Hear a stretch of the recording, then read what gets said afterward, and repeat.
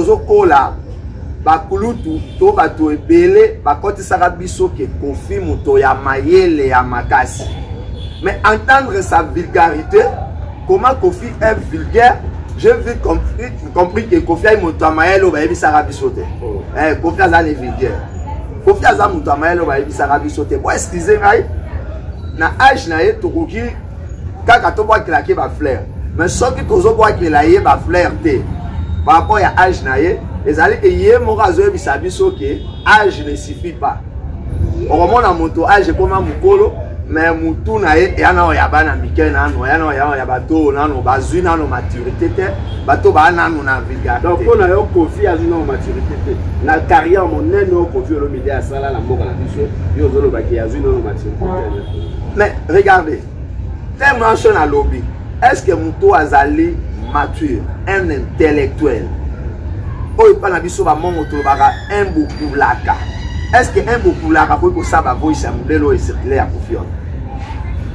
Ba voice wana vraiment et ko circuler. Na ndenge ba yebisa biso ke Kofi atanga na poto, mutatangi na poto. Il a presque 70 ans, sali carrière tant moulai, il a reçu sa vie. Et koyoko ya katinaye. Comment on a dit qu'il n'y a pas de maturité katinaye? Il y a toujours la vulgarité, il y a toujours il est trop terre à terre. Non. Moi, je suis Kofi attend na poto te. Kofi ne akima ba études na poto. Oui, Kofi n'a pas étudié en Europe. Kofi a fui les études en Europe. Oui, je sais pourquoi. Oui, Kofi a fui les études en Europe. Kofi akima ba études na Europe. Moto atanga na poto ezali mutaki atangi pa ye na diplôme. Boko vanda lelo ti lobby Kofi aza na diplôme universitaire moko te to institut supérieur moko ya Europe. Ezate. Même à la formation, net ba molimas to CNPP. Ba centre de formation sérieux à poto Kofi atika ko kota na centre moko te. Atanga ba étude c'est que Kofi atanga te. Kofi akima ba étude na poto, je suis clair. Yo Kofi azana niveau. C'est long idée mais c'est ça la vérité. Azana niveau d'étude. Kofi azana de 6. Azana de 6 o akima université. À part diplôme d'état, Kofi n'a pas un autre diplôme. Kofi azana de 6. Et tous on a un sujet wana. Pour collaborer et corroborer na makambo na otikolo. Vous allez comprendre que dans le niveau ya Kofi on va bêtises à n'a prononcé. Pour faire parler de bêtises, pour faire parler très mal de ses collègues, le rôle à JB. Na commande to vandi boy, ceux qui bozolo baba lek qui va respecter, ba JB ba Kofi. Pourquoi pas ba JB na ba Kofi, ba on va se respecter entre ba, on peut pas se respecter, ba respect de soi-même et al. Kofi ne se respecte pas. Non, alobi ke ba causer la makam. Est-ce que JB aloba déjà marama toujours orchestre mobimba ya JB. Aussi au cas où tout le monde a koloba en orchestre à JB qui je confie à la côté fambo, même ceux qui na côté fa solo. Est-ce que JB aloba? Pourquoi ta Kofi a koloba? Kofi a quoi répondre banane? À répondre à ba fanatique, Kofi discute avec les fanatiques de JB. Mère ya moi na JB to yo ka mo biso nyonso. JB aloba ya mo. Est-ce que Kofi a zawa ana vraiment et là on a zo soka akima classe Kofi a roya ba na ko répondre na ba rumeur.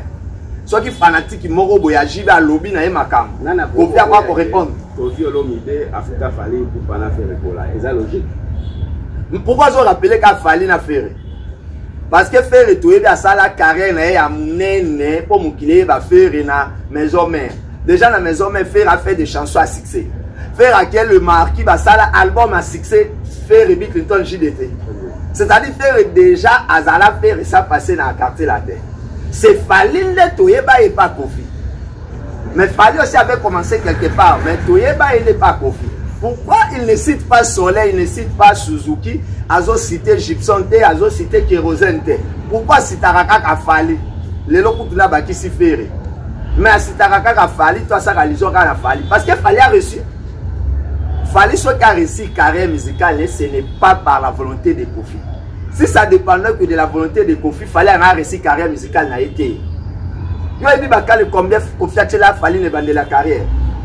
Ce qui c'est vrai qu'il fallait réussir pour les cas qui pas Kofi, Kofi nous a fait ça et ma cam. Mais combien de musiciens va l'équipe pas Kofi? Plus de 50 musiciens. Plus de 50. Mais Fali quand même, c'est ça qui est opportunité.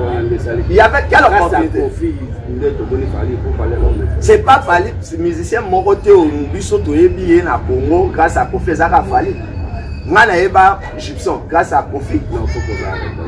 Mais nous sommes Congolais, reconnaissance c'est que Nawaki. Nous ne pouvons pas Congolais tout abandonner quelque part. Mais Fali avait commencé quelque part na Bakidina na Batala là. Toyeba a été certainement, mais Toyebi Fali na quartier la tête pas Kofi. Mais c'est pas Fali seul ne Toyebi pas Kofi. Toyeba pas Gibson pas Kofi. Toyeba pas Kioza n'est pas Kofi. Toyeba fait chanter pas Kofi, tu vas pas Félix Taïjon n'est pas Kofi. Pourquoi Kofi attend à battre tout, tu vas pas na été? Parce que Baton a échoué. Kofi a dit la récite a fallu que nous avons bimisa yo. A dit la paix Suzuki qui est mon bimisa Suzuki. N'a pas plusieurs interventions et Kofi au niveau des médias. Kofi a bimisa fallu pour pas nous servir. À l'obel a fallu pour pas bien. Pour la nuit ceux qui a l'obel il fait rigolo la histoire à dire. Ceux qui confient les lots, alors qu'il y a un patron de la musique congolaise, et là, maintenant, la patron de l'onde ni confie les lots à commis pour les laler. On va bloquer ngai, on va bloquer ngai. Ba tchenga bakale na carrière na nga ba tchenga bakale. Dans la confie, a remis bien un patron de nini. Pendant que défi au bango batiaka, fallait se fixer comme un objectif. Fallait azuir ba trophée pour les carreaux ba confie bazou. Azwa disque d'or, oh, ba producteur va faire ça, ba Kofi, fallait pas faire ça, on a droit chemin. Faut disque d'or, il pas joie. Fallait abeti Stade de Martyrs, oh, ba Kofi, ba gagner à Stade de Martyrs. Abeti Olympia Zénith. Abeti Olympia Zénith, oh, ba Kofi, ba lobela. Fallait abeti Bercy, oh, Kofi, alors ba ba suka na ba manango ba suka na Bercy. Fallait abeti on a nouvelle configuration. La nouvelle configuration à 20 300, va Kofi va mettre à 17 000. Fallait mettre à 20 300. Et fallait si quoi atteindre l'objectif union soit à Kofi, à fixer l'objectif yaye. À mettre trilogie ya Arena, U Arena, Ovo Arena, ING Arena. À mettre dans 3 semaines. À si va salon à minene au Kofi va mettre dans 3 semaines. Au Congolais, moi la musique congolaise à mettre à Silici à la côte de la province. Oh, aucun Africain francophone n'a gagné na Nantes, na Marseille, na Lyon. A te a petit bloc na yoana et pas qui c'est là Kofi monté mama passi. Si Kofi a joué risque azo ke kobeta na hippodrome. Pendant que Kofi était encore Kofi. Est-ce que ce moment Kofi a beta concert na salle moko il y a 20 000, il y a plus de 20 000 places. Kofi sala munene a beta na carrière na ye eza Bercy 17 000 places. Et Kofi en France, en dehors, il y a Paris. Kofi a dit qu'il y a une salle moko, il y a 2000 places, en dehors, il y a Paris. Seulement, les succès ici, là, il y a un hippodrome.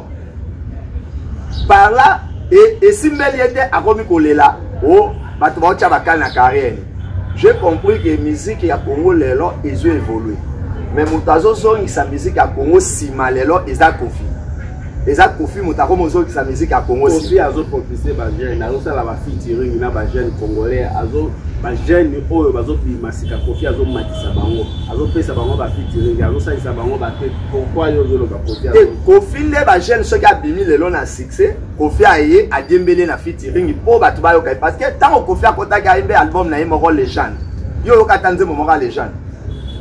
Mais ba Gez Mawete ba Gary Garvey ceux qui va continuer en studio ba bon na ba réseau kanaka ndé Kofi comme odiembela ba jeune selon yo Kofi azodiembela ba jeune Kofi azodiembela ba jeune yo tala non le loto lobela ka Kofi ndé mora lobara boko lobela nga kaka faire to lobela faire na ING Arena fallait to lobela ka na ba production ba concert na Dubaï concert na Côte d'Ivoire na ba sala minene ba U Arena ba disque d'or faire tout le belé moi mouké na ING Arena. Kofi to le belé mamoni. Ndé to vana to ta komba Kofi là. Il peut donc peut-être le belé a fini ki JB a manka ki riche respect a discuter kina Fali a swana kina mwana na ye Didiston. Maka muto le belé ndé Kofi ya a pekisi moi ane Didiston alanda Fali pour moi ane apesa ka Fali succès. Mais autant le yo qui to le belé Kofi que concerne on a et beta qui fort. Donc Zemboni a un succès fort. Tout le monde a Kofi Kofi so yo lobele musique, o lobele musique qui allait passer. So yo lobele le présent, o lobele le présent ninga auto finga jibe, ninga tonga ki fere, ninga afinga ki Richenzo Tomike, ninga afinga ki Fali, ninga discuter na mwasi ne, na ninga kanga ba photo na sindi. Maka ba tout lobele Kofi mikolo ya mwana. Faut chiter mettre oui. On a tout clôturer l'émission à l'élo, mélomane va arrêter. Ba mélomane il faut pas retenir bato balinga musique, lelo Kofi mutako mozongi sa musique ici. Oyebi période des arabes ba combattre ba kangi ba congolais ba betate. Bolo ba kadajuna Gims ba congolais. Mais ba ka obeta. Mais fallait obetate faire obetate Kofi obetate. Mais dajuna Gims ba ka obeta. Webi bato musu ba soutenir ba combattre. C'était Kofi. Kofi bana kotina mbongo et pas ba boketu. Pour être ba musique ezo na poto tempo. Boketu to mona déjà afinga Kofi a plusieurs. Les alliés politiques. Les alliés pour musique ezo na terre non qui ba nouvelle génération et longola ba Bercy au bango ba beta. Pour Kofi ataki vitesse ba petio ba longola ba Bercy pe ba créer ba bo mususu obiso to rata na époque na biso. Alors il faut que ba mouvement nezala pour permettre Fali vitesse à un matika à Robert Bercy. Et tant qu'il fallait tirer ba énergie à écraser en haut, dès na zo bisao le lobo que tu as comment soutenir ba événement Kofi. Merci beaucoup. Malheureusement ba événement on peut à la rater. To ko bina suka ya émission à Mouba lelo mettre Willy TV Zangonga modérateur na. Mais on est notre ressource. Na pesa ba moto temba moto. Merci beaucoup, merci Naïve Mboyo, merci na maman Nana Mbomba, la maman des orphelins, Équateur, mon père Bandara, ma mère toujours en marche. Orphelinat, ko funga makalami était na ville en Bandara na cadre kaka il y a fondation Nana Mbomba na vision de l'aigle nde toko kende ko inaugurer orphelinat monene na ville en Bandara métro.